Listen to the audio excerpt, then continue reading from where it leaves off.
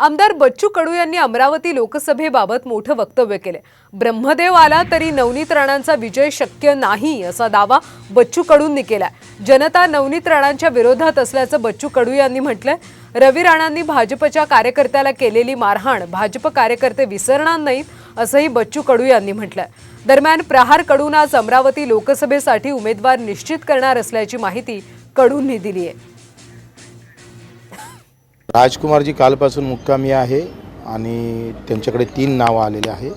3 नावापैकी एक नाव जाहीर करेल। भाजपच्याच कार्यकर्त्याला मारून 9 टाके भाजपच्या कार्यकर्त्याचं पडले होते। रक्तबांबळ भाजपचा कार्यकर्ता झाला होता आणि मग आता ब्रह्मदेव जरी आला तर ही जी नाराजी आहे भाजपामधल्या काही कार्यकर्त्यांची असेल, जनतेमधील असेल, इतर पक्षाची असेल, तर ब्रह्मदेव जरी आला तरी ही नाराजी दूर हटू शकणार नाही। नवनीत राणा निवडून येऊ शकणार नाही।